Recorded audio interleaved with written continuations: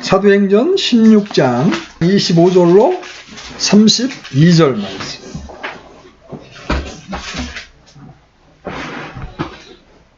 자, 찾으셨으면 합독합니다. 시작.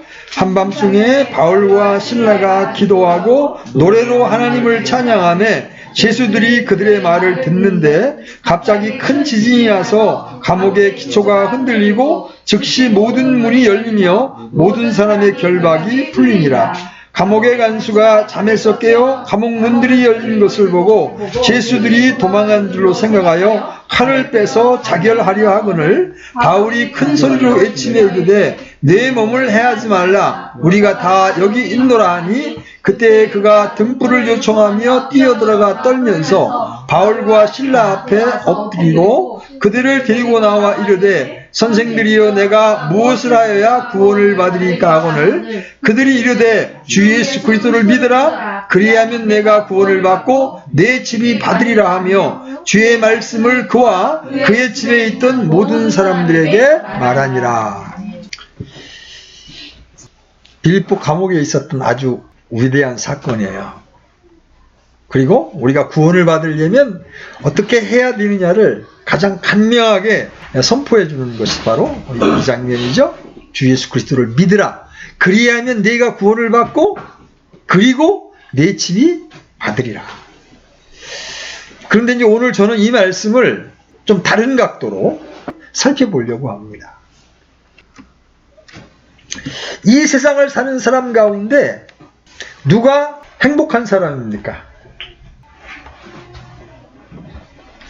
서점에 가보면 행복을 찾는 길에 대해서 성공하는 방법에 대해서 아주 여러 가지 책들이 많이 나와 있어요. 여러분 그 책을 통해서 정말 행복을 찾을 수 있을까요? 그 책을 통해서 정말 참된 성공을 얻을 수 있을까요? 성경에 의하면 참된 행복은 예수님 안에 있습니다. 누가 가장 행복한 사람입니까?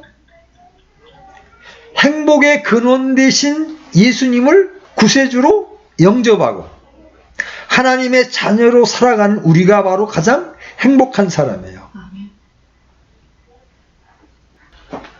어려서부터 교회를 다니는 사람들은 이런 거에 대한 실감이 잘 안 나는 거예요.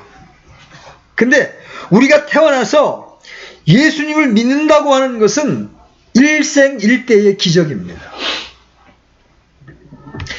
더 큰 기적이 없고 더 큰 축복이 없어요. 더 큰 은혜가 없어요. 예수님을 믿고 사는 것 그리고 그분과 동행하는 것 그 자체가 행복이고 기쁨이고 감사고 복 자체인 거예요. 예수님 없이 사는 사람은 이 세상의 것을 아무리 많이 가졌다고 해도 그것이 삶에 참된 기쁨을 주지 못합니다. 잠시 잠깐의 기쁨은 줄 수 있지만 그 기쁨은 금방 날아갑니다. 참된 만족도 주지를 못합니다.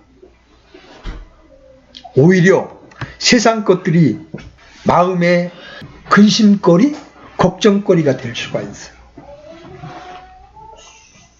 여러분, 요새 강남의 부자들이 근심이 많다고 합니다. 갑자기 이제 기업들이 형편이 안 좋으니까 법인세가 안 거치니까 그 세원을 충당해야 되니까 집값이 띄우는 거예요. 집값이 띄우면 공시지가가 올라가죠? 그러면 보유세, 거래세. 우리 친구들이 서울에 많이 살고 있는데 그냥 자기는 아파트 한 채밖에 없다는 거예요. 근데 그게 그냥 자동적으로 올라서 15억이 되니까 50만 원 내던 보유세가 지금 1년에 막 500씩 올라간다는 거예요. 감당이 안 된다는 거예요. 그래서 제가 농담 반 진담 반 야 그거 팔아가지고 대전에 와서 살아. 그러면 2억이면 31평 아파트 하나 사니까 사고 나머지 13억 가지고 너 편안하게 살는데 제가 이제 농담에서 그런 얘기를 해요. 그 사람들에게는 15억짜리 아파트가 지금 근심거리가 된 거예요. 이제. 그렇기 때문에 이 세상에서 무엇을 가졌다고 하는 것이 우리에게 참된 기쁨이나 만족이 되는 것만은 아니에요. 그래서 우리는 예수님을 믿고 예수님 안에서 참 기쁨, 참 행복을 누리며 살아가는 주님의 자녀들이 되어야 합니다.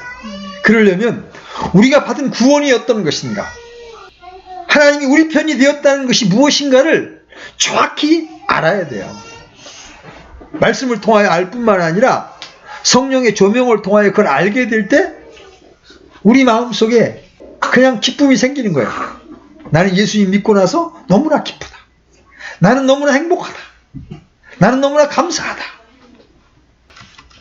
그런데 이렇게 예수님을 믿고 사는 우리들에게도 때때로 예고 없이 고난이 다가옵니다. 그렇죠?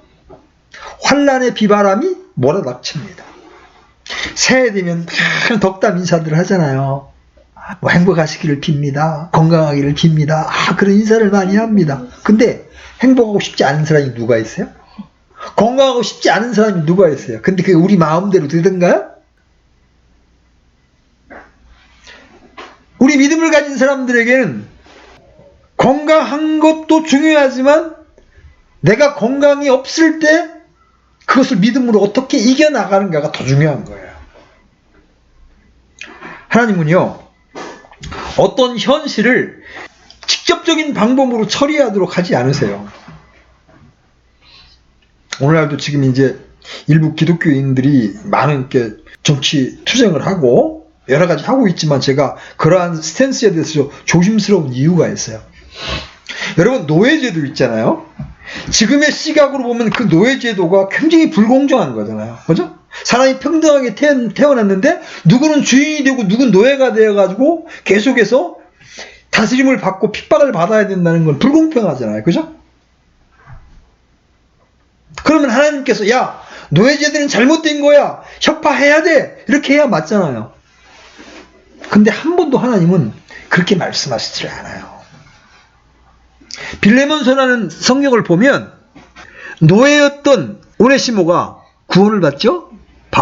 감옥에서 바울을 만나서 그런 다음에 야, 노예제도 같은 건 하나님 안에서 없는 거야. 다 자유이기 때문에 너 빌레몬에게 도갈 필요가 없어. 이렇게 말하지 않고 원래 주인이었던 빌레몬에게 돌려보냅니다. 그렇죠? 그러나 이제 그를 노예로 받지 말고 형제로 받아라. 이렇게 말합니다.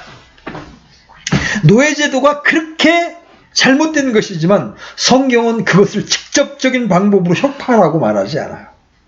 다만 복음의 진리가 들어가게 되면 이제 노예를 노예로 보지 아니하고 형제로 보게 되는 인식이 우리 안에 생기게 됨으로써 자연스럽게 점진적으로 노예제도를 싫어하게 되어 있습니다. 여러분, 그리스도인으로서 여러분, 하나님의 방법이 무엇인지를 정확히 알아야 합니다. 하나님의 방법은 현실을 그리스도인들이 직접적인 방법으로 혁파하는 것을 지지하지 않습니다. 복음을 통하여 그리고 하나님의 말씀을 통하여 우리의 인식이 바뀌면서 점차적으로 바뀌기를 원합니다. 그래서 바울은 네로 황제 당시에도 위에 있는 권세를 존중하라. 우리 육신으로 이게 쉽지 않은 거예요. 그리스도인들은 선한 행위를 해도 세상 사람들에게 욕을 듣게 돼 있는 거예요. 기본적으로 적대감을 세상 사람들은 그리스도인들이 가지고 있는 거예요. 근데 우리가 자칫 잘못된 행태나 잘못된 언어를 구사하게 되면 바로 공격거리가 되는 거예요. 두려운 일입니다. 좀 말이 빗나갔는데, 우리가 살아가면서 그리스도인이라고 해서 고난의 바다를 안 건너는 게 아니잖아요.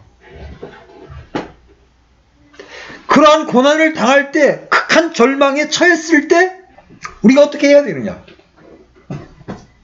오늘 성경을 보니까 바울과 실라는 이 고난의 때, 이 절망의 깊은 밤에 무엇을 했습니까? 기도하고 감사하고 찬양을 했습니다. 우리에게 어떤 문제가 다가온다 할지라도, 어떤 어려움이 다가온다 할지라도 문제 앞에 좌절하고 절망하고 무릎을 꿇는 것이 아니라 주님 앞에 당당히 믿음으로 굳게 서서 문제와 싸워서 이기고 기도하고 감사하며 찬양해야 합니다. 이게 믿음으로 전진해 나가는 거예요. 우리에게 어려움이 안 오면 얼마나 좋겠어요. 그렇죠? 우리 조자매님에게 갑상선 암이 안 걸렸으면 얼마나 좋겠어요. 이 자매에게 갑상선 암이 안 걸렸으면 얼마나 좋겠어요. 그렇지만 그걸 우리가 어떻게 한다고 피할 수 있는 게 아니에요. 문제는 그것을 맞서 싸우는 우리의 태도가 어떤 것이어야 하느냐. 어떤 지체들이 이제 자매에게 그런 일이 생겼다니까 전화도 못 걸어. 뭐라고 해야 될 말이 없다 그러면서 이제 굉장히 이제 큰 일로 생각하면서 이렇게 뭘 할 말이 없어서 이게 이렇게 하지를 못해요. 그리스도인들은 그러면 안 돼요. 어떤 문제가 터졌을 때 그 문제 앞에 좌절하거나 낙망하게 되면 누가 좋아하겠어요? 마귀가 좋아하는 거야. 그럴 때 우리가 첫 번째 해야 될 게 뭐예요? 오늘 본문에 의하면 첫 번째 해야 될 일이 뭐예요? 바울과 실라는 이방인들을 위해서 복음을 전하다가 지금 매를 맞고 감옥에 갇혔습니다. 정말 억울한 일이죠? 그때 가장 먼저 한 게 뭐예요? 자, 25절 봐요. 한밤중에 바울과 실라가 기도하고, 가장 먼저 고난이 닥쳐왔을 때 그들이 한 일이 뭐냐면 기도하는 거예요. 여러분, 기도할 때 가장 먼저 우리의 마음에 평안을 얻습니다. 아까 형제님이 보여주셨던 구절이죠? 빌립보서 4장. 그죠? 나중에 보겠습니다. 그런 다음에 그 믿음의 기도를 따라 형편이 바뀝니다. 여러분, 바울과 실라가 억울하게 매맞고 감옥에 들어갔죠? 빌립보에 복음을 전하러 갔다가 거기에 점치는 영 들린 여자아이가 계속 따라와서 번거롭으니까 이제 바울이 그 여자아이 안에 있는 악한 영을 쫓아버렸습니다. 그러니까 그 주인이 그 아이 때문에 돈을 벌다가 돈을 못 벌게 되니까 이 사람들이 와서 악한 풍습을 전한다 이렇게 모함을 해가지고 바울과 실라가 변명할 기회도 갖지 못한 채 붙잡혀서 지금 감옥에 갇힌 거예요. 그냥 감옥에 갇힌 것도 아니에요. 힘씬 두들겨 맞아가지고 온몸이 욱신욱신 쑤시는 상태에서 지금 감옥에 갇힌 거예요. 그런데 사도행전 우리가 읽은 본문에서 이렇게 말씀하시죠? 한밤중에 바울과 실라가 기도하고. 여러분, 여기서 한밤중이라는 말에 여러분 주목하셔야 합니다. 깊은 밤에, 칠흑같이 어두운 밤에 동서남북 어디를 분별할 수 없고 한 치 앞도 내다볼 수 없는 그러한 깊은 밤에, 그 절망의 깊은 밤, 그 슬픔의 깊은 밤에, 고독의 깊은 밤에, 그 누구에게도 도움을 청할 수 없는 그 깊은 밤에 바울과 실라가 기도했다는 거죠. 여러분 보세요. 하나님은 우리의 기도를 어느 때나 어느 곳에서나 들으시는 분이십니다. 아멘? 우리는 병원 침상에서도 기도할 수 있고 감옥에서도 기도할 수 있고 언제라도 어느 곳에서라도 하나님과 기도를 통하여 교제할 수 있습니다. 절망의 밤이 다가올 때, 슬픔의 밤이 다가올 때, 문제의 밤이 다가올 때 가장 먼저 신자가 해야 될 일은 기도하는 일입니다. 다른 그 무엇으로도 그 깊은 밤을 이길 수가 없습니다. 너무나 힘들고 너무나 고통스럽고 지칩니다. 눈물로 그 깊은 밤을 지새워도 마음속의 고통이 떠나지 않습니다. 아픔이 떠나지 않습니다. 그때 마귀가 노리는 게 있어요. 그때 우리가 맥을 탁 놓고 이제 어떻게 사나? 차라리 죽었으면 좋겠다. 이런 절망을 우리 마음속에 넣어주는 거예요. 살다 보면 우리는 이런 절망의 벽에, 문제의 벽에 부딪혀서 깊은 고통의 밤을 맞이할 때가 있는 거예요. 그때가 바로 기도할 때입니다. 기도하지 않고는 그 문제를 해결할 수가 없어요. 기도하지 않고는 그 고통을 견뎌낼 수가 없어요. 기도하지 않고는 내 마음속에 엄습해오는 그 애로움을, 슬픔을 이겨낼 수가 없는 겁니다. 그래서 바울이 빌립보서 4장 6절로 7절에서 이렇게 우리에게 권면하죠. 아까 우리가 펴서 읽었으니까 제가 읽어드립니다. 아무것도 염려하지 말고 오직 모든 일에서 기도와 간구로 너희가 요청할 것들을 감사와 더불어 하나님께 알리라. 그리하면 모든 이해를 뛰어넘는 하나님의 평강이 그리스도 예수님을 통해 너희 마음과 생각을 지키시리라. 마귀는 계속 우리 마음을 흔드는 거예요. 좌절과 절망과 낭만 가운데로 우리를 이끌어 가려고 하는 거예요. 그때 우리가 기도하면 어떻게 돼? 하나님께서 가장 먼저 우리의 마음과 생각을 지켜주십니다. 그래, 하나님이 내 편이시지. 하나님이 나와 함께 하시지. 하나님이 모든 이 환경을 알고 계시지. 그때 우리 마음이 딱 견고하게 다시 서게 되는 거예요. 건강한 줄 알고 평생 감기 한 번 안 걸리고 나는 다른 사람과 달라. 나는 건강한 체질로 태어났어. 이렇게 자랑하다가 어느 날 병원에 갔는데 갑자기 암이라는 선고를 받습니다. 얼마나 충격입니까? 내가 감기 한 번도 앓은 적이 없는데 내가 암에 걸렸다고? 그때 그 영혼의 깊은 밤을 갖게 되는 거예요. 믿었던 사람이 자기를 배신했을 때, 사업이 파산했을 때, 자녀가 반항을 하고 문제를 일으키고 온 가정을 뒤엎어 놓을 때 깊은 밤이 그 사람의 영혼 안에 찾아오는 겁니다. 특별히 믿었고 사랑했던 사람에게 배신을 당했을 때 깊은 밤이 다가오는 거예요. 저도 교회 생활하면서 내가 진짜 믿었던 형제로부터 어떤 배신이라면 배신이랄까, 어떤 충격적인 도전을 받았을 때 그때 맨날 며칠 잠이 안 왔던 적이 있었어요. 그때 해야 될 일이 뭐예요? 기도밖에 없어요. 기도 이외에 우리 마음과 생각을 지켜주는 게 없어요. 우리가 고난을 헤치고 나가는 축복의 통로가 바로 기도입니다. 기도를 통해서 우리는 주님께 나아가야 되는 거예요. 내가 걸어갈 힘이 없으면 기어서라도 주님께 나가야 합니다. 그리고 불을 지져야 하는 겁니다. 우리 시편 50편 15절 한번 읽어볼게요. 시편 50편 15절.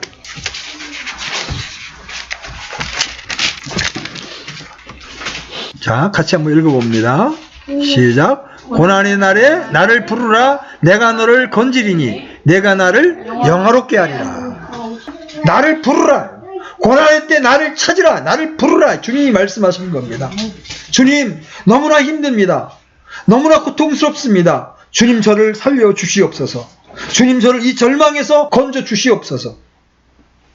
이 깊은 밤이 속히 깨어 희망의 새벽이 밝아오게 해주시옵소서. 이렇게 말할 수 있어요. 형제님, 저는 기도할 힘도 없어요. 그럴 때가 있어요. 너무 지치면 기도할 힘도 없을 때가 있어요. 너무 피곤하고 진짜 쓰러져 있어요. 여러분, 기도할 힘이 없으면 찬양해야 합니다. 찬양을 하게 되면 나중에 찬양이 기도로 바뀔 수가 있어요. 여러분, 우리가 잘 부르는 찬양 가운데 이런 찬양 있죠? 나의 갈 길 다가도록 예수 인도하시니. 여러분 많이 불러보셨죠? 찬양을 부르는 거예요.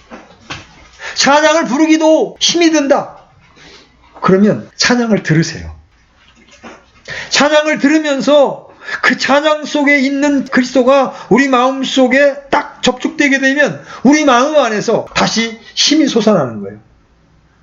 주님께서 내 마음에 다시 펑펑 샘이 솟아오르듯이 용기를 주시고 힘을 주시고 기쁨을 주시는 거예요. 여러분, 절대로 좌절하고 포기하고 뒤로 물러가지 마십시오.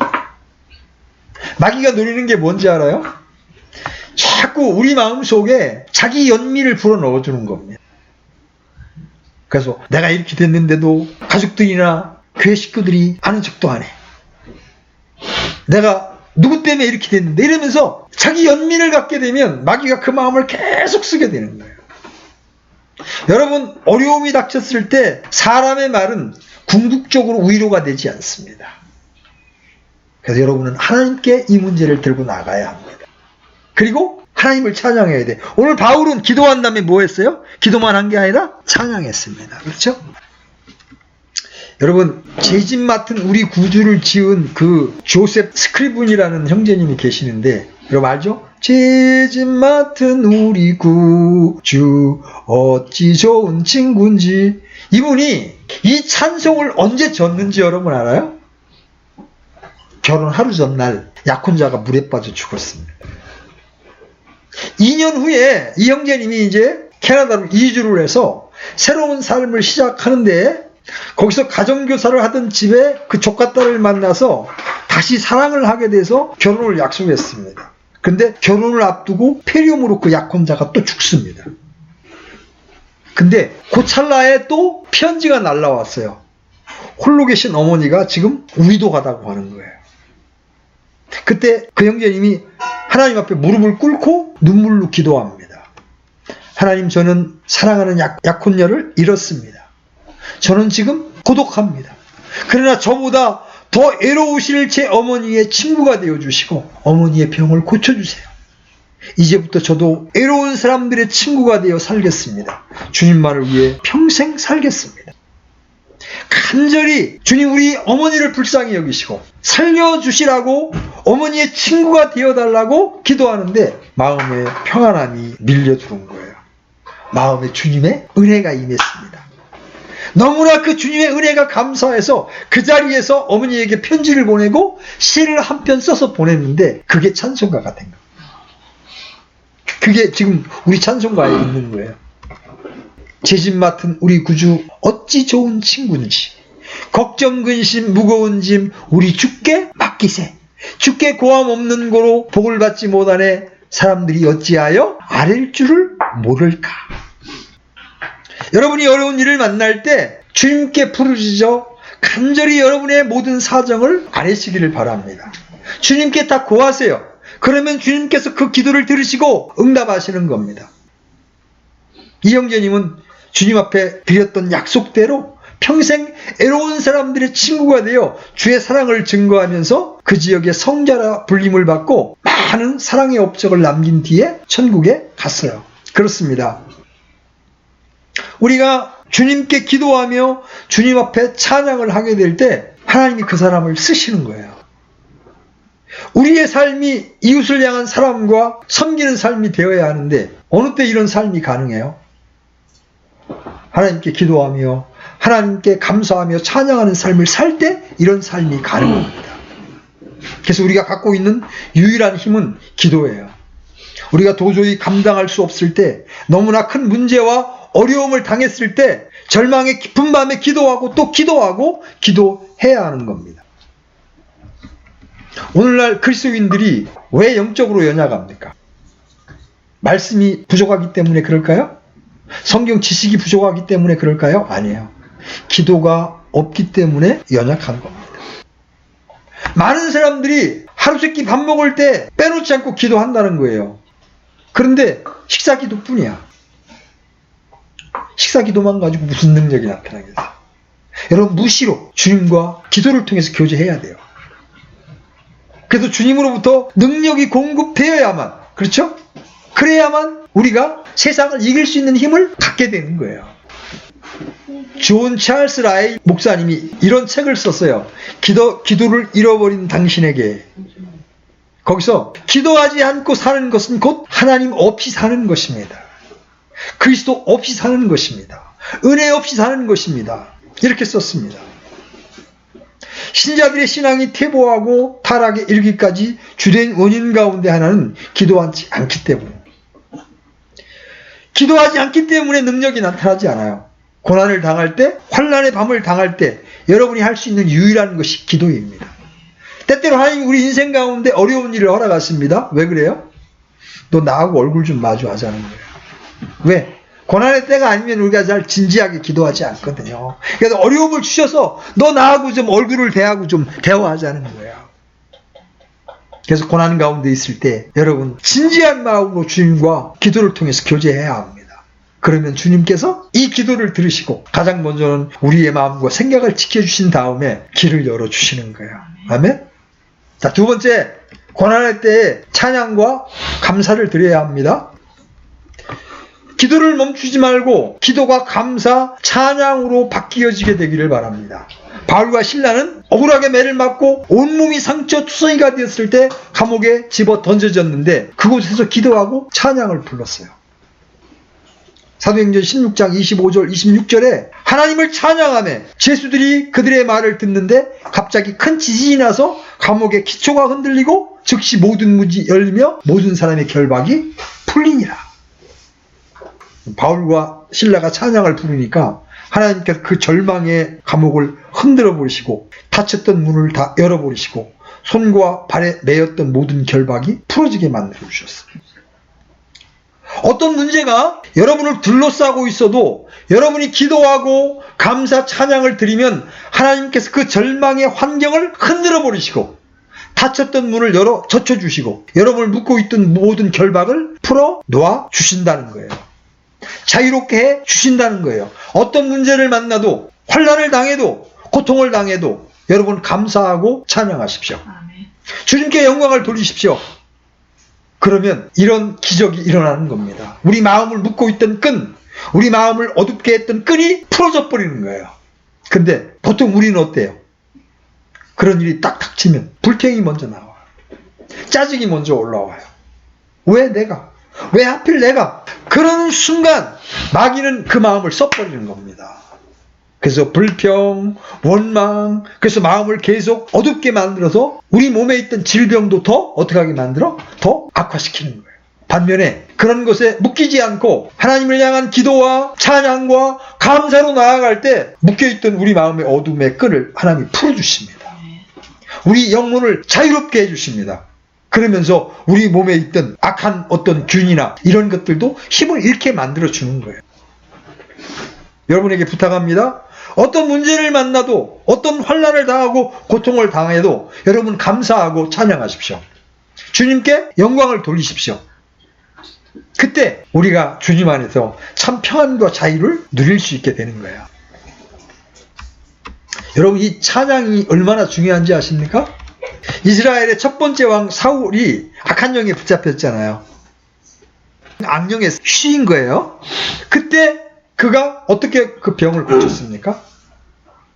찬양하는 다윗이 와서 수금을 타며 찬양을 부르니까 악한 영이 쫓겨나는 거예요.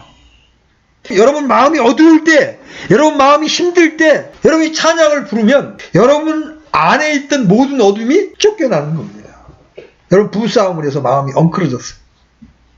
막 칙칙합니다. 또 어떤 어려운 일이 만나서 마음이 쿵 눌려있을 때 여러분 모든 것을 제쳐놓고 찬송가를 펴서 여러분이 좋아하는 찬송을 탁 여러분 마음을 다하여 두세 번 불러보십시오. 기이하게도 우리 마음을 어둡게 했던 그 세력이 힘을 쓰지 못하는 것을 발견하게 됩니다. 여러분이 찬양을 부르면 여러분 안에 있던 어둠이 쫓겨나는 거예요. 왜 그래요? 그 찬양 안에 주님이 계시기 때문에 그렇습니다. 그래서 여러분 안에 있는 마음의 부정적인 생각이 쫓겨나가는 거예요. 여러분 역대하 20장을 보면 여호사밧 왕 때 모압과 암몬의 연합군이 쳐들어옵니다. 근데 그들과 나가서 싸우기에는 너무나 군사가 부족한 거예요. 그래서 이제 여호사밧 왕이 하나님께 엎드려 기도합니다. 그때 하나님이 여호사밧 왕에게 해준 말이 뭔지 아세요? 전쟁은 내게 속한 것이다. 염려하지 말라. 여러분 한번 따라해 보십시오. 전쟁은 하나님께 속한 것이다. 하나님께 속한 것이다. 그렇습니다. 기도하고 감사와 찬양을 하게 되면 우리는 일단 전쟁에서 이기는 자의 위치에 서게 되는 거예요. 왜 그래요? 전쟁은 하나님께 속해 있으니까. 우리가 싸우는 게 아니에요. 여러분이 힘들게 어떻게 싸웁니까? 여러분 감당 못합니다. 여러분 자신 하나도 제대로 감당 못하면서 어떻게 그 많은 문제와 싸워 이길 수가 있어요. 그래서 우리는 기도해야 하는 거고 감사하고 찬양해야 하는 겁니다. 그러면 전쟁을 다스리시는 하나님께서 승리를 주시는 겁니다. 그래서 여호사밧 왕이 자 하나님께서 우리에게 승리를 주셨으니 이제 믿음으로 찬양하며 나아가자. 성가대를 만들어라. 그래서 기이한 일이 생깁니다. 군대 앞에 성가대를 만들어서 가운을 입히고 찬양을 부르며 나가게 했어요. 이런 전쟁 여러분 본 적 있어요? 총칼을 들고 창과 방패를 들고 나아가야 되는데 제일 앞에 찬양대가 찬양을 부르면서 나갔어요. 하나님께서 그들에게 손을 대시니까 모압과 암몬의 군대가 패하고 쫓김을 당합니다. 그래서 유다의 군사들이 그들이 버리고 간 전리품을 거둬들이는 데만 3일이 걸렸어요. 얼마나 많이 버리고 도망을 갔는지. 이것이 바로 찬양의 위대한 힘이에요. 찬양과 감사는 이런 기적을 나타내게 되는 겁니다. 오늘 본문에도 바울과 실라가 찬양을 부르는데 뭐라 그래요? 죄수들이 듣더라. 여러분 그 감옥에 있던 사람들이 얼마나 악한 사람들입니까? 온갖 흉악범들이 다 있는데 감옥 안에서 밤에 잠을 안 자고 노래를 부른다. 이거 두들겨 맞죠, 그죠? 어떤 미친 녀석들이 들어와서 이러는 거야 하고 두들겨 팼을 겁니다. 그런데 얼마나 그 찬송이 저들에게 감동을 주었던지 죄수들이 야 저들이 무슨 찬송 부르고 있는 거야? 무슨 노래야? 하늘의 노래를 부르고 있구나. 그렇게 매를 맞고 온몸이 상처 투성이가 돼서 들어와서 기도하고 찬양하는 저 사람들은 도대체 누구야? 여러분 환난의 때에 문제를 만났을 때 여러분이 감사와 찬양을 드리면 여러분의 이웃이 여러분을 보고 놀라는 거예요. 도대체 저 사람들이 어떤 사람들이냐? 저들이 믿는 예수님이 어떤 분이길래 이런 환난 가운데, 이런 어려움 가운데에서 저런 찬양을 할 수 있는가? 여러분, 다니엘서를 보면 다니엘을 시기한 신하들이 참소를 하죠. 그래서 왕에게 와서, 왕이요, 왕 이외에 다른 신에게 절하는 사람이 있으면 다 사자굴에 집어넣읍시다. 왕은 뭣도 모르고 도장을 탁 찍어줍니다. 근데 다니엘이 그걸 알고도 기도를 했어요. 그런데 보니까 감사했다고 그랬어요. 다니엘서 6장 10절에 그런데 다니엘은 그 조서에 도장이 찍힌 것을 알고도 자기 집에 들어가 자기 방에서 예루살렘을 향하여 창문을 열고 전에 하던 대로 하루에 3번씩 무릎을 꿇고 기도하며 자기 하나님 앞에 감사를 드리더라. 감사를 드리더라. 여러분, 절망의 때에 감사하십시오. 슬픔의 때에 감사하십시오. 여러분, 다니엘은 죽음을 눈앞에 두고도 감사했다니까요. 지금 이제 제가 기도하면 붙잡혀 들어가서 사자굴에 던져질 거예요. 보통 사람 같으면 문 닫고 몰래 기도했을지도 모르죠? 왜? 하나님께 기도만 하면 되니까. 그러나 다니엘은 죽음을 두려워하지 않았습니다. 떳떳하게 문을 열어놓고 평소 하던 대로 기도하면서 감사했습니다. 하나님, 내가 오늘 기도해서 사자굴에 던져가 죽임을 당해도 감사합니다. 그래서 붙잡혀 사자굴에 던져졌는데 하나님이 사자들의 입을 딱 막아버리셨어요. 그래서 다니엘은 그 사자굴에 떨어져서 사자굴에서 또 편안하게 잠을 잤어요. 아침이 되니까 왕이 밤잠을 자지 못하고 사자굴을 향해서 외칩니다. 다니엘아, 다니엘아, 살아계신 하나님이 너를 살렸느냐? 그러니까 거기서 목소리가 들려와. 예, 제가 여기 있나이다. 그러니까 깜짝 놀라서 빨리 다니엘을 끌어올려라. 그리고 다니엘을 참소한 저 신하들을 다 잡아서 던져 넣어라. 그러니까 사자들이 밤새 배고팠다가 막 집어 던지니까 땅에 떨어지기 전에 다 잡아먹어버렸어요. 성경에 그렇게 돼 있어요. 하나님은 이렇게 역사하시는 분이에요. 여러분을 참소하는 대적을 사자가 물어버리듯이 멸하십니다. 여러분이 기도와 찬양과 감사로 나아갈 때 승리는 여러분의 것이 되는 거예요. 낙심하지 마시고 절망하지 마시고 감사하며 찬양하며 나아가십시오. 하나님이 그런 여러분을 통해서 영광을 받으시는 겁니다. 많은 지체들이 전화했다가 자매가 씩씩하게 대답을 하니까 좀 이상하게 생각을 하는 거예요. 이제 풀 주고 있어야 되고 목소리도 다 죽어가는 듯 해야 되는데 똑같은 목소리로 이야기를 하니까 자기 연민에 빠져서 낙심하고 절망하게 될 때 그걸 마귀가 쓴단 말이에요. 그 대적을 물리치기 위해서 어떻게 해야 돼? 하나님 앞에 담대함으로, 그죠? 기도와 찬양과 감사로 나아가면서 담대하게 그것을 이겨내야만 그런 우리를 통해서 하나님이 영광을 받으실 수가 있는 거예요. 여러분, 미국 사람들이 태어나면 가장 처음 배우는 말이 뭔지 알아요? 땡큐. 맘, 엄마. 그 다음에 데디, 아빠. 태어나자마자 제일 먼저 배우는 말이 엄마, 아빠라는 말이에요. 세 번째 배우는 말이 뭔지 알아요? Thank you. Thank you. 감사합니다. 그래서 서양의 문화는 Thank you 문화예요. 그죠? 어딜 가든지 Thank you. 지가 돈 주고 뭘 사고도 Thank you. 마켓에서 물건을 사면서도 Thank you. 이 감사 문화가 이렇게 미국을 축복받은 나라로 만들어 놓은 거예요. 한국 사람들 참 버릇이 안 좋죠? 감사를 하지 못하고 죽겠다는 말은 그렇게 잘하는지 몰라. 아이고 배고파 죽겠네. 아니 살겠다 그래야지 왜 죽겠다고 그럽니까? 근데 배고파 죽겠다는 건 이해가 가. 근데 또 아이고 배불러 죽겠네. 배부른데 왜 죽어? 또 그 다음에 하는 말 들어봐요. 아이고 좋아 죽겠네. 왜 좋은데 죽어요? 좋은데 살아야지. 입만 열면 죽겠대. 기분 나빠 죽겠어. 여러분 이제부터는 감사하셔야 합니다. 아멘? 주님 감사합니다. 입만 열면 감사해야 돼. 우리 아침에 감사 찬양 드렸잖아요. 날 구원하신 주 감사. 그죠?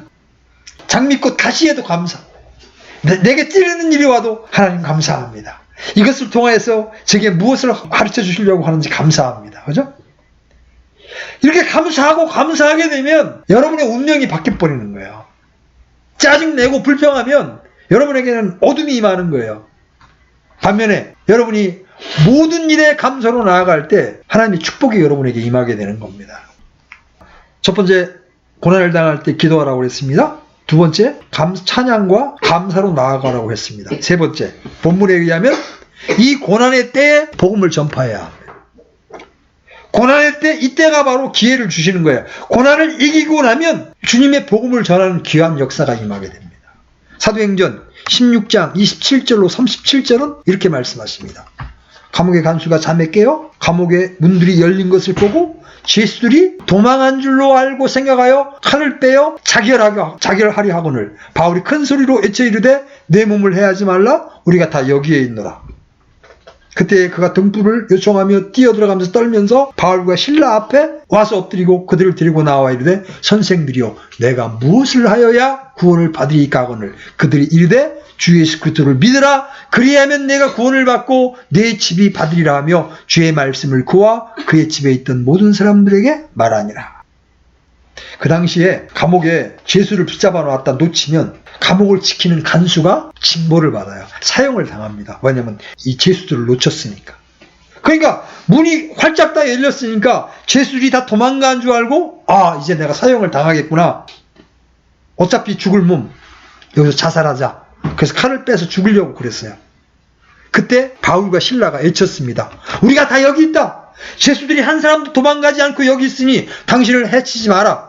그래서 뛰어들어가 보니까 진짜 죄수들이 다 그대로 있는 거예요. 그때 간수가 바울과 실라 앞에 무릎을 꿇었어요.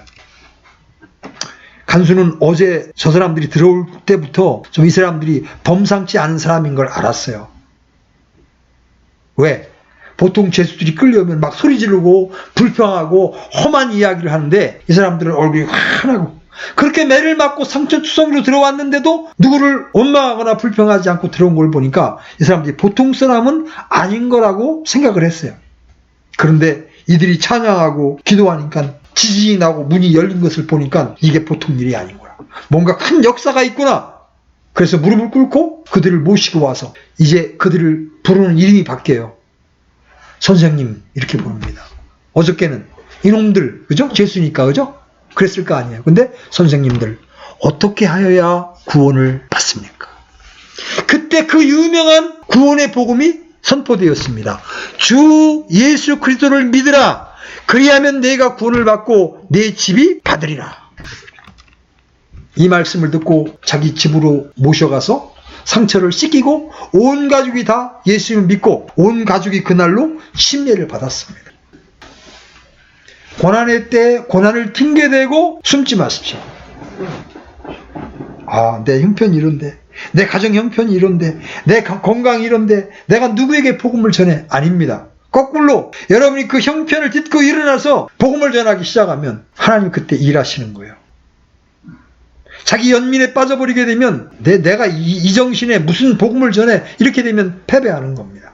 오히려 일어나서 담대하게 복음을 전해야 되는 거예요. 사도행전 1장 8절에 이런 말씀이 있죠. 오직 성령께서 너희에게 임하신 뒤에 너희가 권능을 받고 예루살렘과 온 유다와 사마리아에서 그리고 땅의 맨 끝까지 이르러 나를 위한 증인이 되리라. 여러분이 구원의 은혜를 체험했다면 형편과 상관없이 복음의 증인으로 살아가는 여러분이 되시기를 바랍니다. 여러분은 지금 어떠한 삶을 살아왔습니까? 지금까지 우리의 삶이 어떠한 삶이었습니까? 이 받은 바 은혜에 대한 감사, 그리고 이 받은 바 사랑을 주님께 돌려드리기 위해서 힘써 복음을 전하는 삶을 살아왔습니까? 오늘 우리가 우리 자신을 돌아보아야 합니다. 우리는 고난의 때에 고난만 바라보고 슬픔만 바라보고 문제만 바라보고 원망 불평하며 그 절망 속에 헤매며 살아왔지는 않습니까? 이제 우리는 그와 같은 삶을 살아서는 안 되는 겁니다. 오히려 환난을 당할 때, 문제를 만났을 때 기도하고 감사하고 찬양하며 받은 바 은혜를 주위 사람들에게 증거하는 복음의 증인으로 살아야 하는 겁니다. 아멘? 그렇게 살다가 주님께서 오라 부르시는 날 기쁨으로 주님을 맞이해야 하는 겁니다. 우리 모든 지체들이 고난을 당할 때 이런 모습으로 발견되어서 주님을 기쁘시게 하는 자이 되었으면 좋겠습니다. 아멘? 기도합시다. 하나님 아버지, 이제부터 환난을 당할 때 문제를 만났을 때 기도하고 감사하고 찬양하게 하여 주시고 우리가 받은 바 이 은혜를 주변 사람들에게 증거하는 복음의 증인으로 살게 하여 주시옵소서. 우리 모든 교회 지체들이 이러한 삶을 통하여 하나님께 영광을 돌리는 그런 복된 교회가 되게 해 주시옵소서. 우리 모두를 기도의 사람으로 만들어 주시고 감사와 찬양의 사람으로 만들어 주시고 복음의 증인으로 변화시켜 주시옵소서.